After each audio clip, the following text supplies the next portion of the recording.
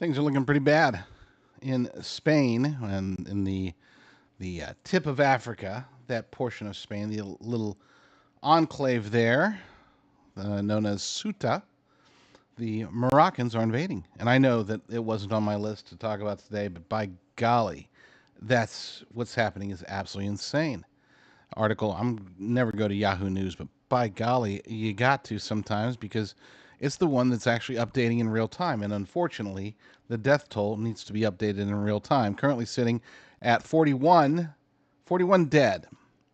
And they're saying that they're blaming the very leftist, radical socialist prime minister is stating that it's the trafficking gangs that are responsible for 60,000 people crossing. Now, look, if it was 60 or 600 or even maybe 6,000, it'd be like okay, trafficking gangs. But no, this is an invasion. Keep in mind, Ceuta has a population of under 100,000, and 60,000, quote unquote, migrants are now there. This is insane. They say, according to this article, about 60,000 migrants have crossed from Morocco into Spain's tiny Ceuta territory in the last 24 hours. Ceuta's president said Friday, a figure that is equivalent to 70% of the population of the self-governing city in North Africa. But roughly half of them have already made their way back voluntarily, the Spanish government said. That's a lie. I'm sorry. They didn't cross over and then be like, oh my gosh, it's not as good as we thought. Let's go back. Now, some of them did because they couldn't either break into the homes to stay with the rightful residents or whatever. But it's no way that roughly half of them. Whenever they say numbers like that, roughly half or a quarter or 2/3 or whatever, that they're saying they don't know. They're using the best rough estimate. And it's not an actual rough estimate based upon numbers. It's a rough estimate based upon narrative. This is what the Spanish government wants us to think. The sudden arrival of so many migrants triggered chaos and a humanitarian crisis. Spain deployed its armed forces, which it took them a while to do that. They didn't do that initially. And additional police to restore order in Ceuta while security forces clashed with migrants on the Moroccan side of the border. At least 41 migrants died attempting the crossing, which again is a lie. If you look at the actual what it took to cross, and I don't have a clip from it, unfortunately, but if you do look at it, you'll see that this is not hard. Okay, it's not like there's alligators in the moat to stop them. No, in some cases they just have to kind of go around a fence, go in the water, go around a fence, and then they're there. So I'm not buying this whole 41 migrants died attempting to cross. I would say it's more likely that 41 mixture of residents and migrants died in clashes, because when you have roughly 70% of the population of a city trying to take it over, there's going to be clashes. There will be fighting people, even in a society like Spain, which is very far left.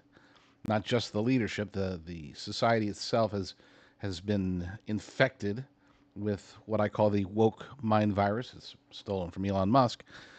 Yeah, there's still going to be a handful that will be like, no, I don't want my wife ravaged. I don't want my property taken. I don't want my city destroyed. And so they will fight back. And during those conflicts is the more likely scenario of how at least 41 people are currently dead. Eva Vlaarderingbrock from, I don't know where she's from. She's European. That's all I know. But she has been fighting the mass migration, the invasion of Europe for quite a while, very much leading the charge, and she had some thoughts of her own. Right now, as you're watching this video, thousands of immigrants are pouring into our borders. Now, as you're watching this video, thousands of immigrants are pouring into our borders. Those were the words that we used kicking off the Save Europe campaign, to make it clear to everyone what the absolute urgency of the matter here in Europe is. And that reality has once again become extremely visible. Right now, in Ceuta, there is an invasion going on, an orchestrated invasion. Because make no mistake, Pedro Sanchez wants this. The European Union wants this. If they did not, they would do everything in their power to stop this from happening. But instead, what do? They will welcome these people in, these young military-aged fighting men in, because this is their policy. Pedro Sanchez, out of all people, is the one who does it most out in the open. He is legalizing 3 million illegals as we speak. Do you really think that he minds a few more? No, he doesn't. It is exactly what he wants. But now it is really important, our Spanish friends, that you do not despair, because despair won't lead anywhere good. What you need now is to get angry and to challenge this energy and put it to something useful, because there is a solution to this. It's called remigration, and we are demanding it with the Save Europe Act. So Spain, you need the Save Europe Act more than ever. Spain should top the charts right now and be the #1 country signing the Save Europe Act. We have our activists on the ground that are spreading the word about Save Europe Act, but you need to do the same thing too, because for Spain, the situation is critical right now. So everyone in Spain, all the people who are watching this right now, share the Save Europe Act and channel your energy. Show Pedro Sanchez who is boss. She is absolutely correct. This was not like, oh my gosh, this is so bad. No, the globalist government of Spain, the globalist conglomerate of the European Union, this is exactly what they want. Now, they might not have wanted it this fast. They didn't want it to come crashing in, because they want it sort of done on the down low. They want people to believe that this is all normal, this is acceptable. They're normalizing their own invasion. They just didn't want it, again, to be this big of an invasion so quickly, but here we are. And she's not the only one that thinks this. I'm not the only other person that thinks this. There are others, including, I always forget this guy's name. He doesn't put his real name out there, that's why I forget. But here's commentary from a very smart person whose name I forget. Spain just got invaded, and these videos that you've been seeing, they don't tell the full story. I went to Spain to investigate their migrant crisis just 2 months before this happened, and you'll see why many people there are not only tolerating this invasion, but they happily voted for it. This Spanish voter told me that it's the tourists that are destroying the city, not the illegal immigrants. She tells me that the illegals are just here to work, and yet 79% of the crime committed in Barcelona are by migrants. She's buying cheap labor and paying for it with crime. This Spanish voter told me that because their clothing is made in Bangladesh, of course they come here. She believes that this injustice of having their clothes being made in Bangladesh can only be resolved by letting those people into her country. If you exploit other people in other parts of the world, you can expect that, of course they want to come. Now while I'm asking this illegal immigrant from Algeria why he came to Spain, he just pulls out his wallet and shows this card, which gives him free healthcare. Now imagine for a moment that in 2002, 66% of young people who lived alone in Spain owned their home, and now it's half that. The Spanish government responded to that by paying for illegals' healthcare. I've interviewed over 200 illegal immigrants, and in Europe, it's much different than in the States. In Europe, they don't say that they're here to seek asylum, even though they did seek asylum. Instead, after several minutes of talking to them, you hear this. At the end, for money, eh? At the end, it's At for the end, money. it's some money, eh? At the end, it's for money. Okay, It's so money. you're saying, because at the beginning you say it's for culture, but in the end it's for money. Yeah, but at the end, it's money, to At be least you're honest with honest. you. That's why it makes sense when you hear that after Hungary stopped giving illegals housing and monthly allowances, their asylum applications dropped by 83%. Spain is continuing to offer those benefits to migrants, and this is why. We came illegally here. I will vote for Sanchez for the whole of my life. And when I asked people about Sanchez doing it for votes, this was the response. I mean, even if he does it for votes, if something is okay. Yeah. Now there's only a 16% chance that Sanchez leaves office this year. And I actually went to the suburb where an illegal migrant from Morocco stabbed an innocent woman 30 times while yelling Allahu Akbar. And the response from people there was that the police and the media never said that it was religiously motivated and that it was just one crazy person. Now they're yelling the exact same thing, Allahu Akbar, as they breach Spain's borders. Spanish citizens are paying for illegal immigrants to spread Islam in their country. And they wanted, and that was Nate Friedman. I played the wrong clip. We know who that guy is. That's Nate Friedman, great journalist. Goes to some of the crazy places. Doesn't get nearly as much attention as he probably should, but he's spot on there. And yes, this is an invasion, as you can hear from the people there. This is what they wanted. This is what they voted for. This is why they have a socialist who's, you think, oh my gosh, it's over for Sanchez. No, he's almost certainly not going to be face any repercussions for this whatsoever, because Spain, I'm sorry if you're Spanish, the nation is lost. It is one of the most woke nations out there. This suicidal empathy has taken over, and they have been fully indoctrinated into accepting their own invasions, accepting their own demise. Now, let's go to the gentleman whose name I forget, who is reiterating the notion that it's not just the people, it's not just the invaders, but it is the government itself, the globalists, who wanted this to happen. If when you saw the images of tens of thousands of Moroccan Islamists pouring over the northern border of Spain, if your first question was to ask, why does it look like only a bunch of military-age men showed up there? And what exactly are they planning to do? I think maybe we have a good idea. Well, they're definitely not stopping in Kuwait, because now a second Spanish city is under invasion. A second one. And what's going on there? Things are just blowing up. You know, munitions going off, explosions happening. Maybe that's why they're there. And if you're a thinking person, you're probably asking the second question, which is, now that there's tens of thousands of new people that just showed up across your border, many of them without shirts, without shoes, without socks, are not yet eligible to receive the free housing, the free food, the free health care that the Spanish leadership has been offering Moroccan illegal immigrants. Where are they going to sleep tonight? You'd be asking the right question. And according to a whole bunch of video evidence that's showing up all over social media right now, that question is being answered. It's midnight in Spain, and Moroccan invaders are now breaking into homes in Kuwait, which was the first city that they overran. These are the most violent criminals pardoned by the Moroccan king yesterday. Oh yeah, did you know that? Just yesterday, the Moroccan king just pardoned 3,000 criminals. And now they're breaking into homes in Kuwait. It is likely to be a very long night for the citizens, particularly the women in Kuwait. Again, this is not a bug. This is a feature of the globalist, internationalist, Islamist, communist, socialist alliance. This is exactly what borderless societies look like. This is what their amnesty agenda was created for. This is not a bug. This is what they intended. And it's what they intend here. To be clear, it sucks what's happening in Europe, but it's a self-inflicted wound. It sucks what's happening to the European people, but either they don't have the ambition or the courage or desire. I don't know. There's not enough Eva Vlaardingrocks to make this, to fix this. There's not enough Tommy Robinsons out there to make this go away, because governments are controlled by the globalists, the Islamists. There's this alliance that has been forming for decades at least.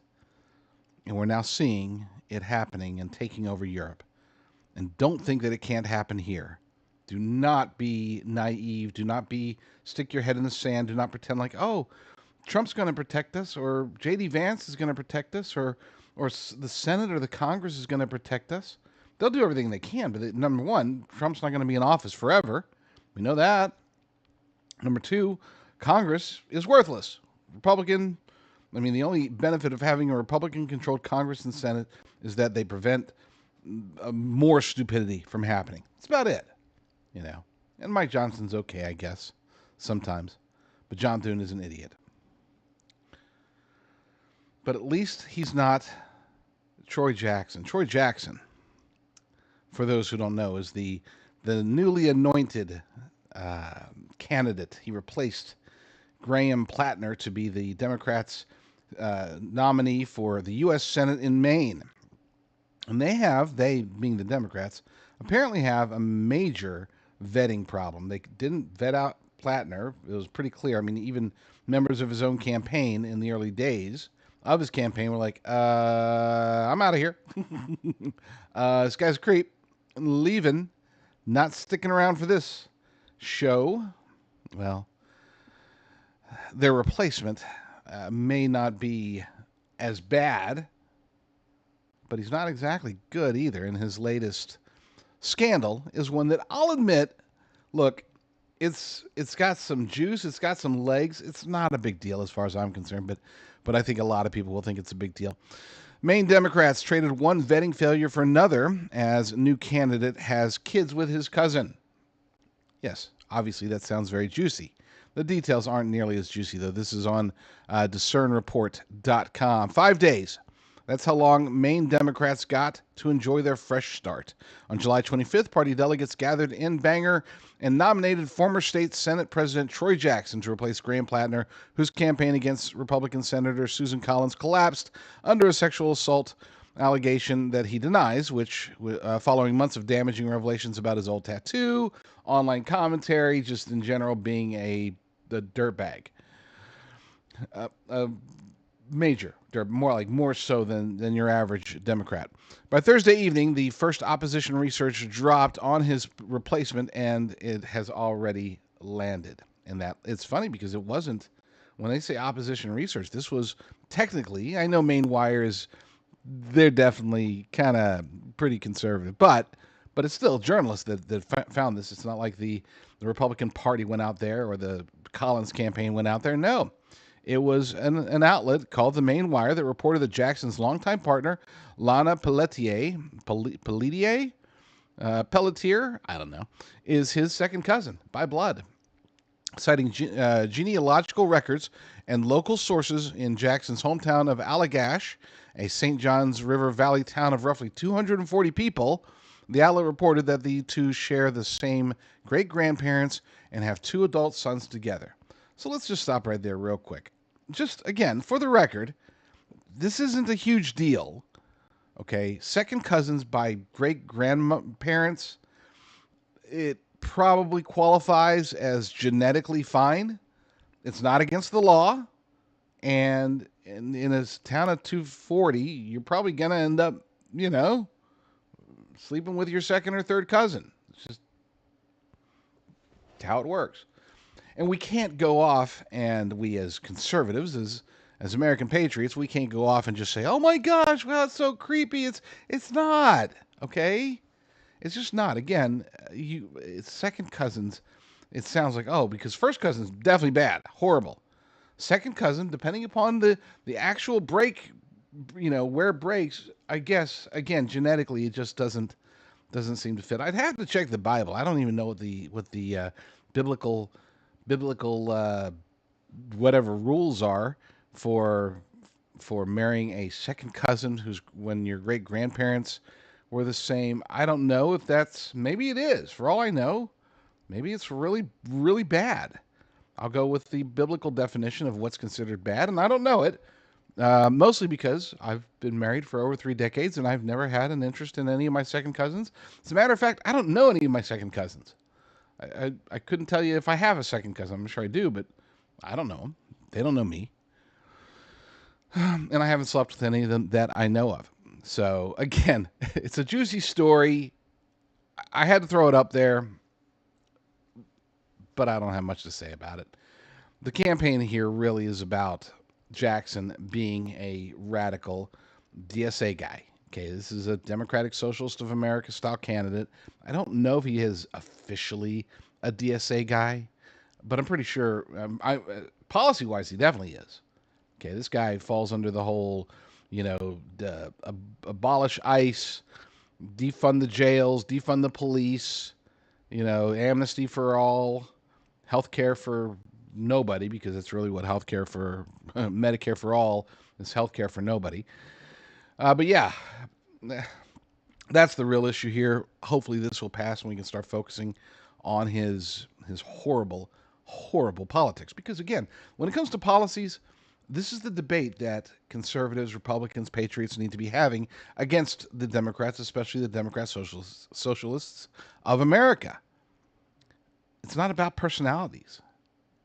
even though they make it easy sometimes when you have the Graham Plattners and James Tallaricos of the world out there just being whatever. It is easy to sort of focus on the personality, but this is we need to really take advantage of the opportunity to start quashing this rise of socialist and communist and Marxist mentalities. And the only way we can do that, truly do that, is to go after the policies, not the personalities. Now, again, I want to be clear. There are times, I'm not suggesting that, oh, you never want to point out that they're an idiot or whatever. Of course you do. In a political campaign, you do. But our focus as citizens, our focus as voters, our focus as patriots should be on going beyond just the personalities and getting into real, actual, full-blown debates when necessary over the horrible policies that the DSA is espousing. And let's just call it what it is. It's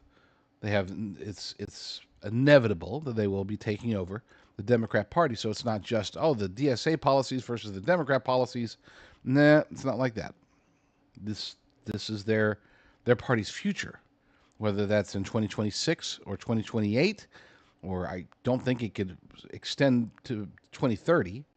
But at some point, this will be the norm. This will be the mainstream. This whole notion of being far left, communist, radical, Marxist, dirtbag, that's going to be the Democrat Party. So we need to start having those conversations now. And don't think, please do not become complacent and think, oh, well, that's a good thing because, people aren't going. No, stop it. Okay? Just stop it. It was less than 2 decades ago that California as a state voted against gay marriage. It was less than 2 decades ago that Barack Obama and Hillary Clinton were debating and both declared that they were against gay marriage. Okay? Like, these things happen quickly. The radicalization happens fast. It's very powerful. And do not assume that a left-leaning or an indoctrinated student or a avowed communist from in the boomer realm who's always been hiding behind it, but they've actually been radicals the whole time. They just didn't know it or didn't have a venue to express it. Don't think that those people cannot win elections. We still have to focus on what we have as our greatest strength, second greatest strength, which is our policies. Our greatest strength, of course, being God. And as long as we maintain that, I don't think we lose. But again, we don't set the ground rules. We don't make the plans. We just do what we do, fight the good fight, and move along. Zohran Mamdani, speaking of socialists, Marxists, idiots, Zohran Mamdani is in the news for multiple reasons. I got 3 different things just to talk about now. Let's start with the grocery stores. They just never work. Here is Sarah Gonzalez from The Blaze explaining why they never work. I just want you, as you are watching the result of this, just keep in the back of your mind, this cost $18 million. These were the results. It's clear this Sunfresh at 31st and Prospect is struggling. This is the first section people see when they come in. There's barely any produce. A lot of the coolers and shelves around the store look the same way, empty. So shoppers have been asking us, if the store isn't closing, then where's all the food? A rotten smell comes through the door, and anywhere you turn, you'll see products that need to be restocked. No hot food or deli. There was a time this store was on life support. I can tell you today, right now, it's damn near dead. This is a new low, even to people like Pat Clark, who've watched the store go through its ups and downs. 30 days ago, hell, we look like a grocery store again. The city owns the Linwood Shopping Center. A nonprofit operates the grocery store. Public and private investments are in the millions of dollars for the center.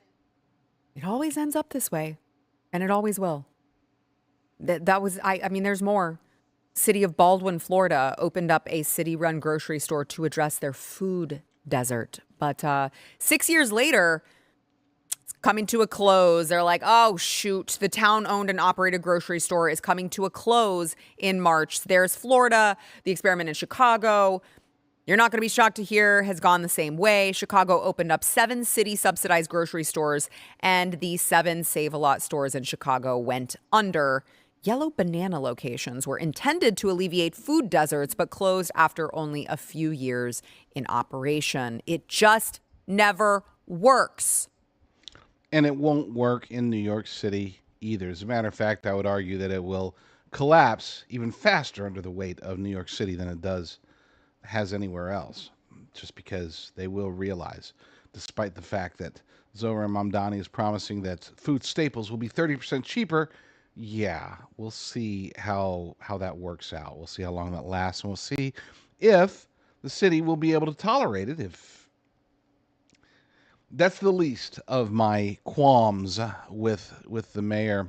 Another one is another minor one, but it's still important because it just demonstrates what kind of troll he really is. He's taking credit for pre-existing tip rules while New Yorkers foot the bill. This we have over at economiccollapse.report. New York City socialist mayor just claimed another quote-unquote victory. Zohran Mamdani stood before cameras and posted online that his administration had put $104 million back into the pockets of delivery workers. This is only the beginning, he declared. The applause line landed, the details did not. The changes that forced Uber Eats and DoorDash to make tipping prompts more prominent on their apps came from a city law approved by the New York City Council before Mamdani ever took the oath. Former Mayor Eric Adams neither signed nor vetoed the measure. It became law after the waiting period. So he's trying to take credit for it, but then when it backfires, which it'll backfire, then it'll be like, I wasn't me, I was Eric Adams. The rules simply took effect in January under the new administration, which then enforced them. Mamdani's office now insists implementation equals authorship. A law is only as good as its enforcement. Convenient. Before the rules kicked in, the city's own Department of Consumer and Worker Protection reported that the apps had buried tip buttons and set low defaults, driving tips down sharply. Once the mandate required a clear tip option before or at checkout, with a suggested minimum of 10%, tips rose. That seems like it's a good deal, right? Seems like, oh, this is good. Except you're going to see similar to raising minimum wage. You're going to see, okay, there's more tips per delivery, but there will be fewer deliveries. City officials now estimate an extra $104 million has flowed to workers since late January. Average tips per delivery roughly doubled in the early weeks. Officials project about $2,287 more per year for each of the city's roughly 70,000 delivery workers. That's all good news. Look, I want to be clear. The policy itself, I'm not sitting here ripping on the policy, nor even the fact that Mamdani is taking credit for something that he didn't do. Gig workers, and especially delivery drivers, I love them. I have an acquaintance who does it. And she works for, I think she does Uber Eats plus Uber plus Grubhub plus Lyft. She's got the whole, got the different signs they put up depending upon which app they're using at that particular moment. It doesn't sound fun, but it does sound freer than a lot of these other JOBs that we have all had over our lives.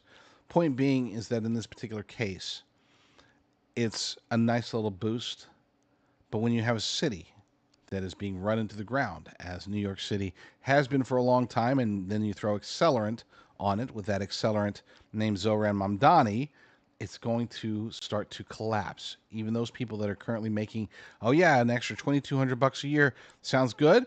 It is good for now, but over time it won't be good because fewer people will be ordering out. Fewer people will be able to get food delivered. Fewer people will be able to get food, period. New York City is on the verge of full-blown disaster. I don't even want to think about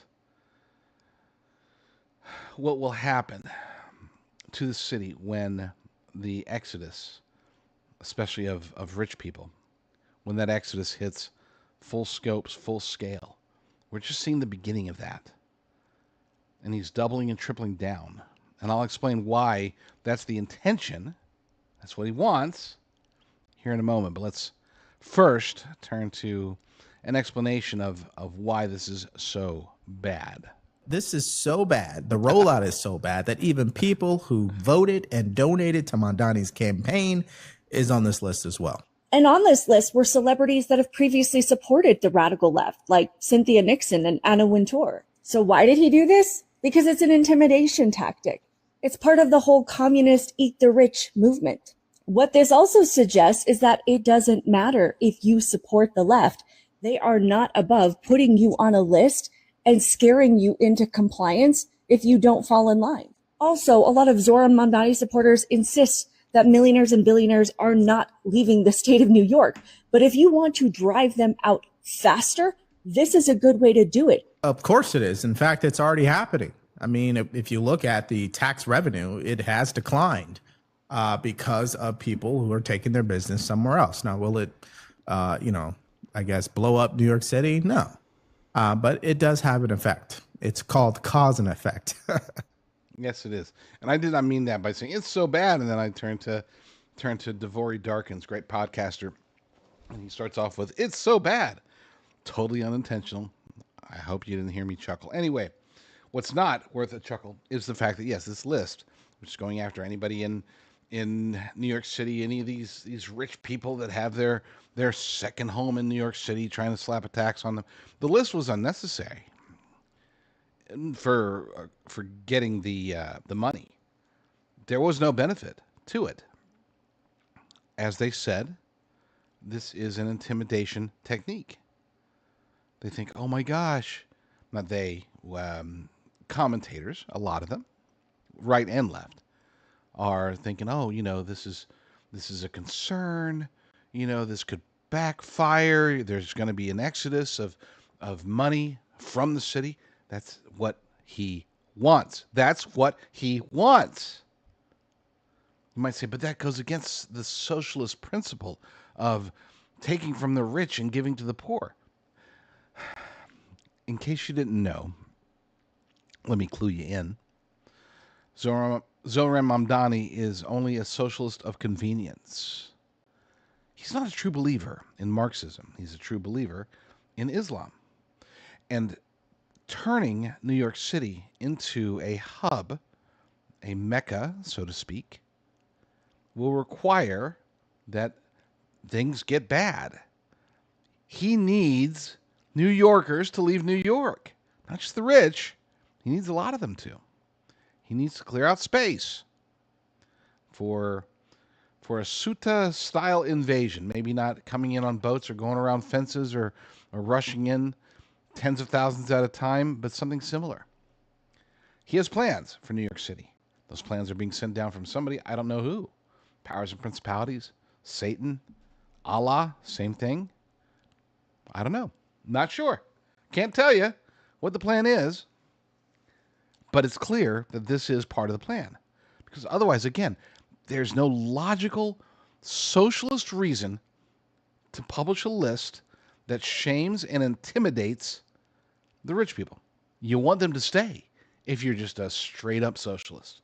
You want them to stay if you have purely communist plans for the future. You want them to stay so that you can take as much money from them as possible to throw into your public programs, your socialist ideals. The fact that he does these little things, and this one isn't little, but he does these various things that are demonstrably anti, it's almost like socialist tangent, but not quite socialism. But it does fit in very nicely if the long-term goal is not socialism, but Sharia.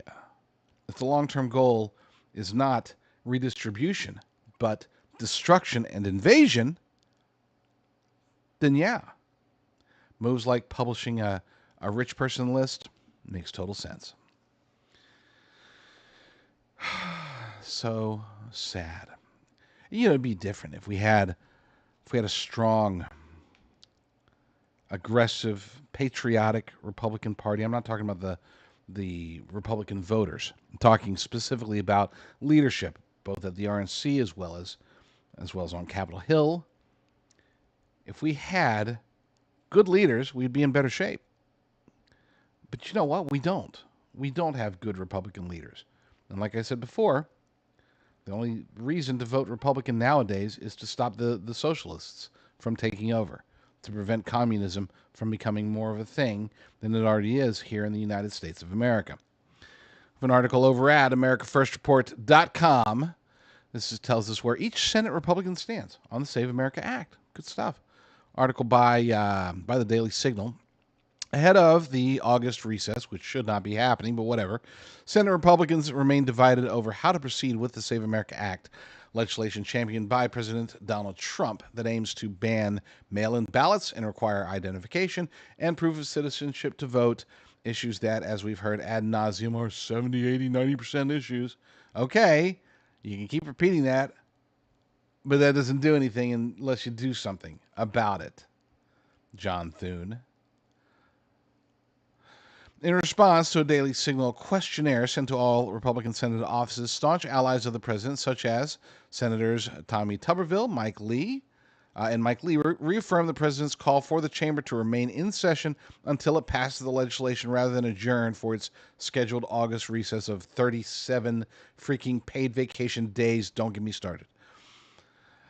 Others stated their support for the Save America Act, but do not specifically address the recess or Trump's call for the chambers to abolish the filibuster's 60-vote threshold to end debate and pass legislation. With the filibuster, the legislation would need Democrats to support to pass, and they can't even get every Republican to support, again, this heavily approved notion of free and secure and fair elections. It's what Americans want. Even Democrats want this, and yet you can't get a single Democrat to vote for it. You can't get all the Republicans in the Senate to vote for it. It's ridiculous. It's stupid. So stupid. Tuberville wrote, "The Senate has done nothing to deserve a 5-week break. Other than the one big beautiful bill, all the Senate has done is pass bills rebuking Trump and giving Democrat handouts. Our job is to deliver results for the American people." You'd think that. That should be their job, but they're not engaged in it. Pieces of the legislation were attached to several measures that passed the House last week, but have yet to receive a vote in the Senate. Most notably, components are included in the budget resolution that is a framework for a Senate bill.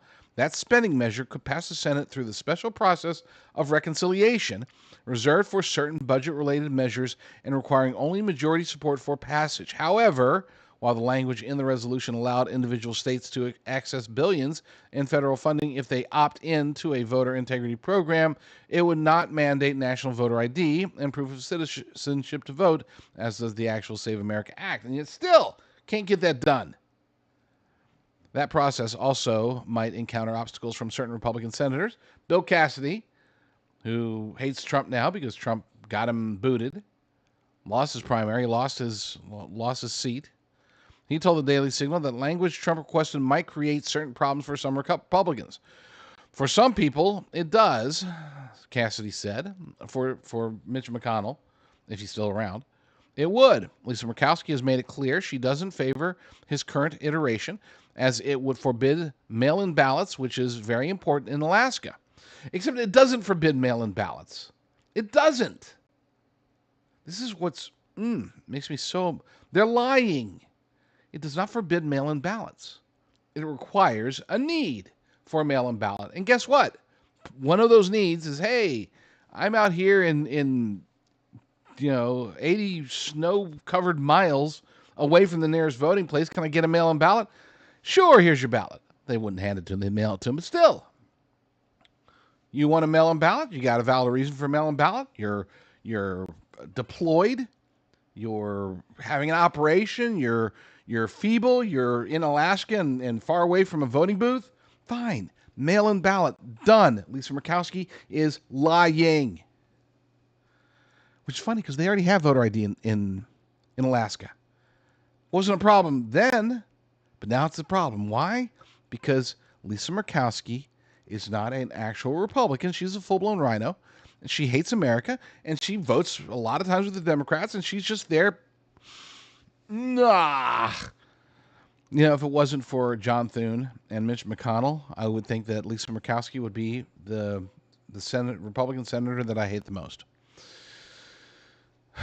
Other components of the voter integrity legislation have been included in larger packages, such as the NDAA, which Trump considered a must-pass bill. However, the act would require the customary 60 votes to pass. And normally it gets it. Probably not going to get it this time. But thankfully, there are still people fighting. We'll see what they can get done. In a statement to the Daily Signal, Mike Lee said he is proud to lead the charge to stay in Washington and work for Americans until the Save America Act is passed, while acknowledging that only a handful of senators have joined his effort to postpone the August recess, which is that in itself.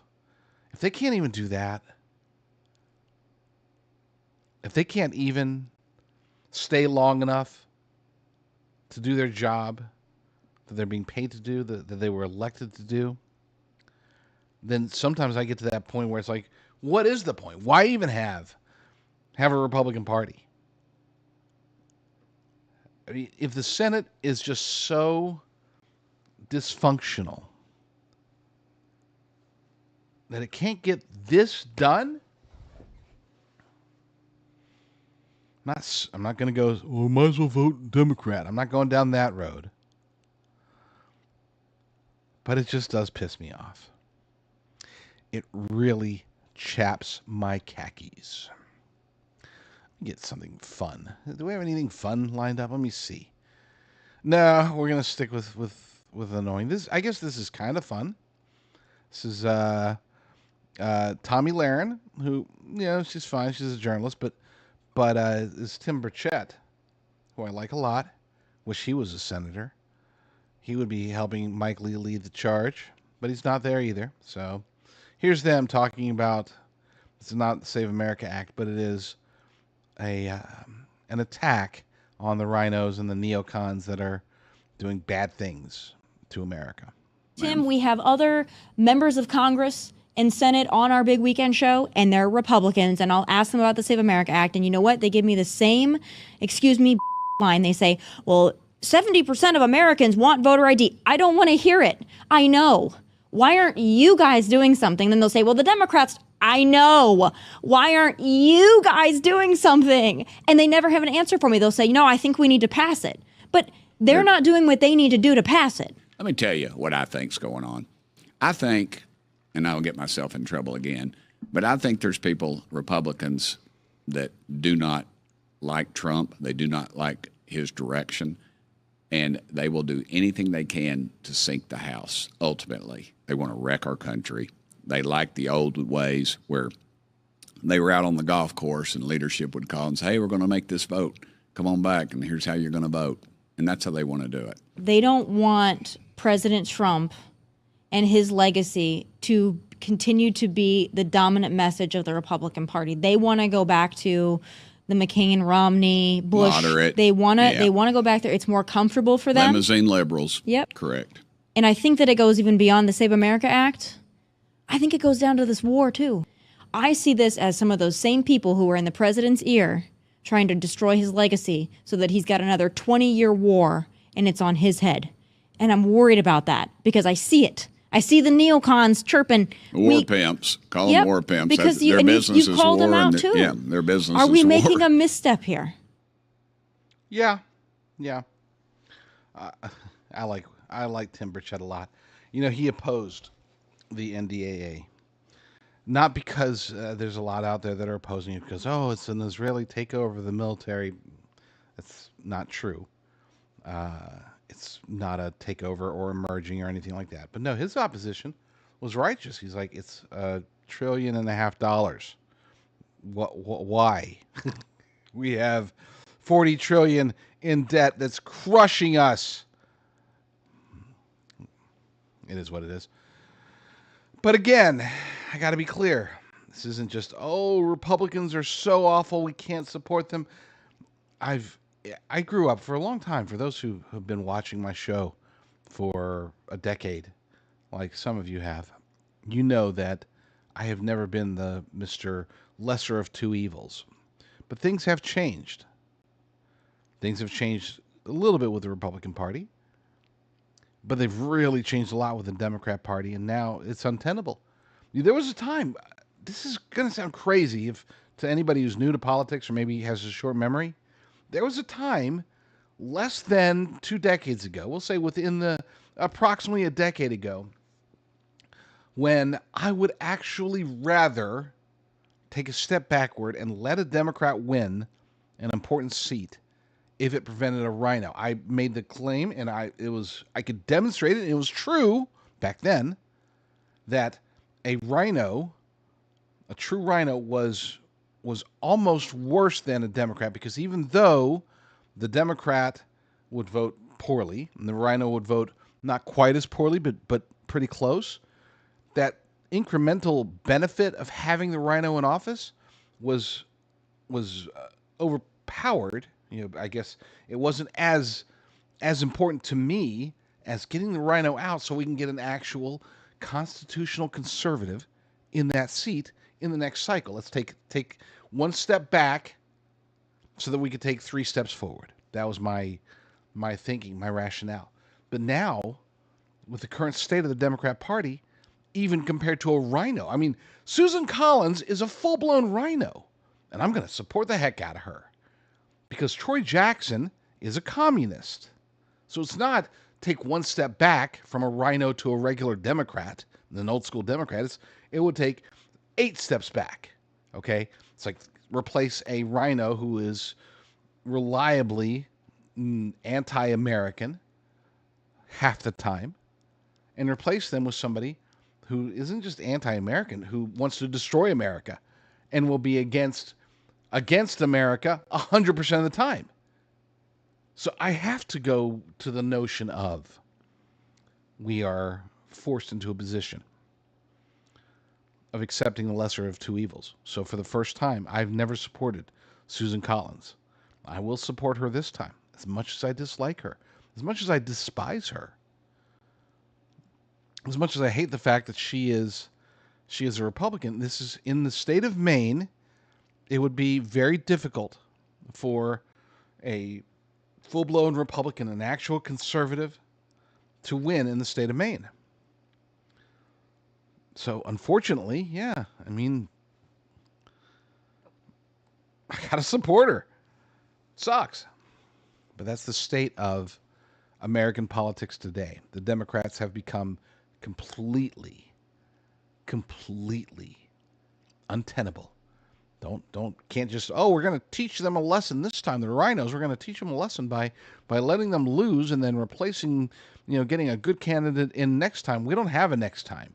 Too many of these Democrats take over. It's over.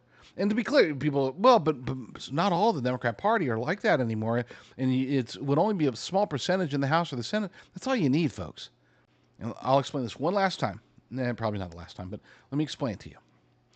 When you have a thin majority, the power is not in the majority side of the majority. In other words, like, let's say in the House, most of the Democrats that would be in the House will not be DSA members if they were to take over.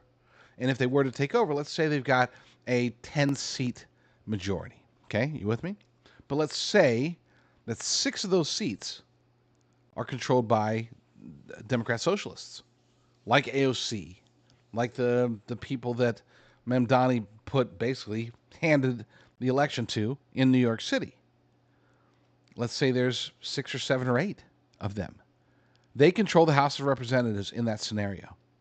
Because whether it's Hakeem Jeffries or someone else who is the Speaker of the House under that scenario, they will need the votes of the Democrat socialists. And when you have a group like that, they will work. There's no trying to peel one away or appeal to one or offer a good committee position.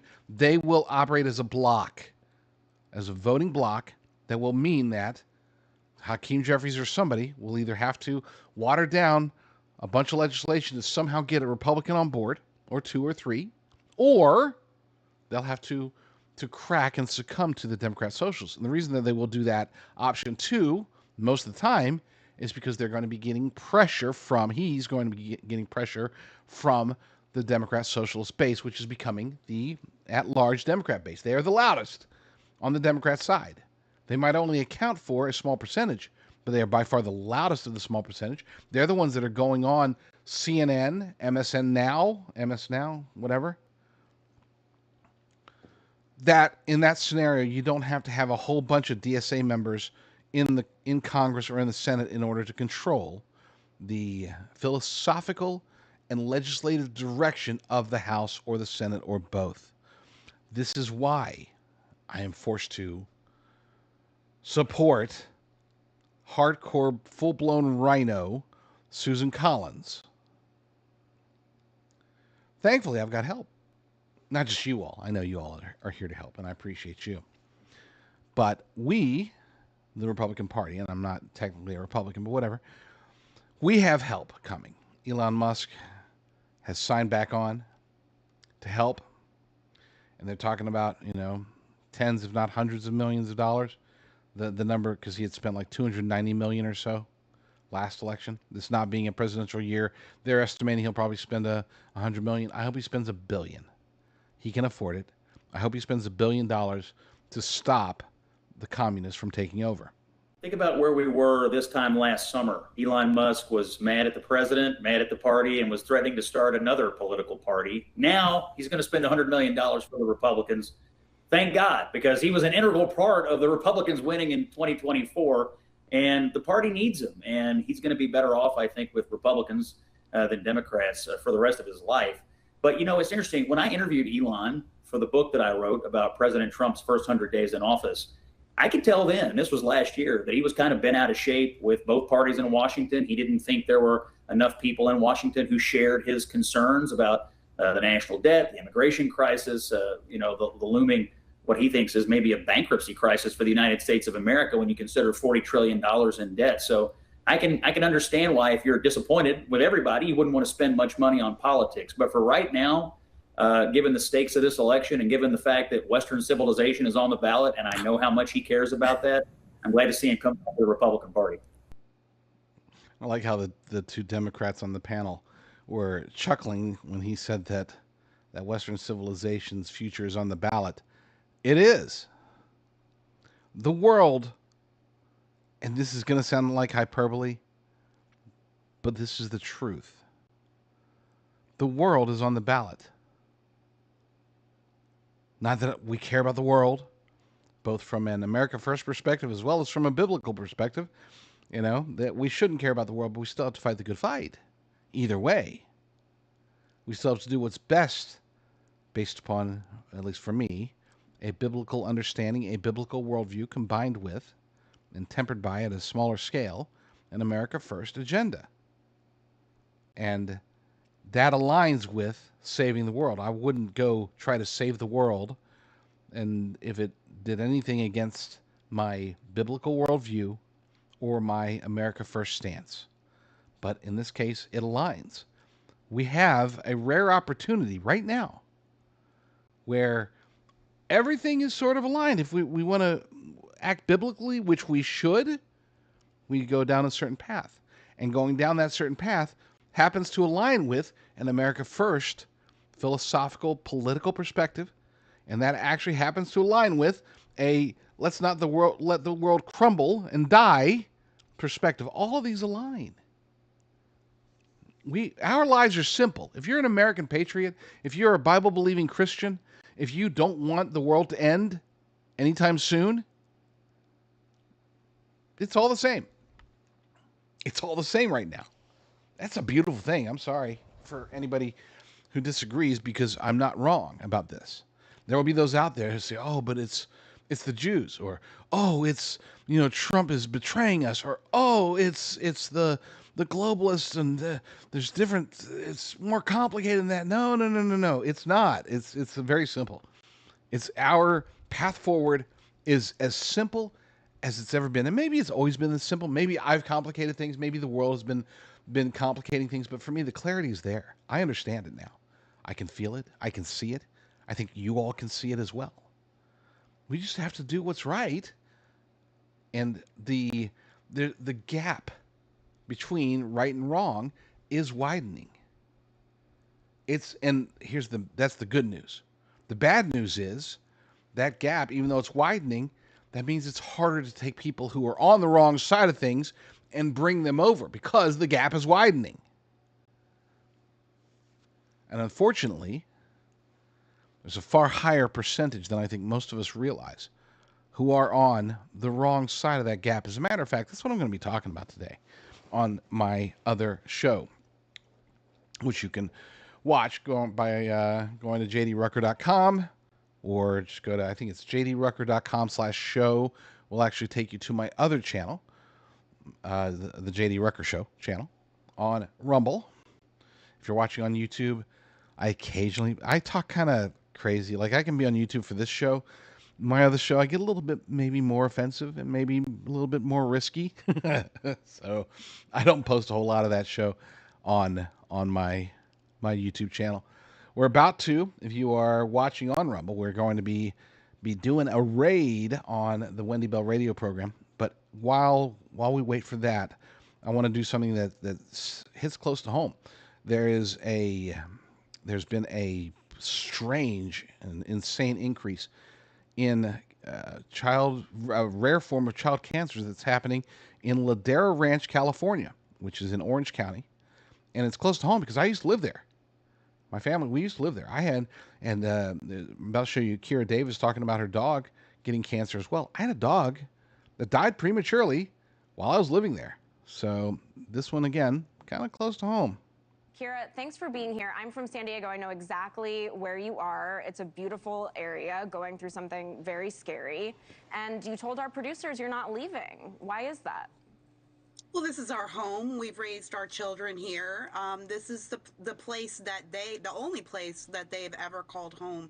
But more than that, this is a community of wonderful people, close-knit. It's very peaceful. It's sort of one of those last enclaves in America where you can really get that sort of Pleasantville experience. And it's a very special place. And I feel blessed to be here and to see my neighbors and friends and their families suffering.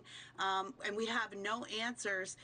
And I'm pretty stubborn. I'm a pretty stubborn woman. And so, no, we have no plans to leave. This is our home, and our home should be safe. Even if we weren't here, I would want this home to be safe for our neighbors and for this community. What's happening here, I was just watching the New Jersey report. Wow. This is what we're facing here, too. Sort of no answers. Oh, well, there's a lot of shrugs from all the people in charge. Meanwhile, kids are dying, pets are dying. It's a dire situation here. We don't have any answers. It does sound like a dire situation. I know you're going through something so difficult. Can you paint that picture a little bit for us? What exactly have you seen with your neighbors and their kids and their pets? All of these people suffering these strange cancers in some cases. Over the years, what have you observed? Yeah, this has been going on for quite some time. I have to admit that I did not know that all of these cases were connected until very recently. But over the last 13 years here in Ladera Ranch, 6 of our children have come down with a rare form of bone cancer, Ewing sarcoma, and have died from it. And it is so rare that there are only about 200 and some cases a year across the country. So obviously the statistics are off. And there have been many residents here who have been trying to sound the alarm on this for a decade or more. But just now, I think with social media, people are starting to be really concerned. So when these stories started bubbling up, parents said, you know what, we've got to do something. What is going on here? And the community really rallied. Now, I want to tell you that today I was in one of our Health Watch groups and I was talking about my dog. I said, I know this is weird. I've never really thought about it, but my dog has cancer. She just developed a brain tumor out of nowhere last year and went blind, and she's only 7 or 8, but I thought, well, maybe I have bad luck with dogs. I proceeded to see dozens and dozens of posts underneath mine saying, yes, my dog, my dog, my dog. What are things connecting these cases? The grass, the ground, the water. A lot of these children who have come down with these cancers are athletes. We're wondering if these are the pesticides that are being sprayed in our parks and in our neighborhoods around homes. We have asked the HOA. We're unincorporated here in Ladera Ranch. We don't have a governing body. We have an HOA. We've asked the HOA to investigate this, to put a pause at least on the spraying. They have promised to put a 60-day pause, but so far only on a couple of chemicals. So what is happening here is the neighborhood, a lot of people who are doing a lot more work than I am. I'm just the mouthpiece. The neighborhood is coming together and they're doing their own research, and they're finding some threads between the pesticides, the harsh pesticides and chemicals that we use, and cancer rates. However, we can't get the state or the county or the HOA to confirm these connections and really hit the red alert button. I really think that's what we need to do here. I think everything needs to stop while we figure out what's going on with our kids. And that seems to be impossible. Right now, we are the version of the Spider-Man meme. That's what's going on. Everyone's pointing a finger at you. The county's saying this is a state problem. State is saying this is a county problem. County goes and says, well, look at the Department of Agriculture. HOA needs to get involved. HOA says it's a contractor problem. We are going around and around in circles. And I know you mentioned the pesticides, and you have a legal firm investigating those possible environmental exposures. But I want to ask you, Kira, what would it take at this point for you and your neighbors to feel safe? What are the concrete goals you're looking to? We would like a complete halt to the current pesticide program. That's what we would like until we know what's going on. Here's the thing that we discovered too. We're one of the last suburbs in Southern California to use these particular pesticides. They are harsher chemicals, older chemicals. Most of the communities have moved to organics. That's all we want. And that should be like that. That shouldn't take anything but a letter, a push of a button. Okay, kids are dying, pets are dying, we're gonna stop. And instead we keep getting a lot of hems and haws and delays, and everyone's pointing fingers, and we would love for this to stop. We're not saying it is the pesticides, but if there's even a chance it's connected to that, why wouldn't we switch? Why wouldn't we? It should be so easy, and yet it's so hard.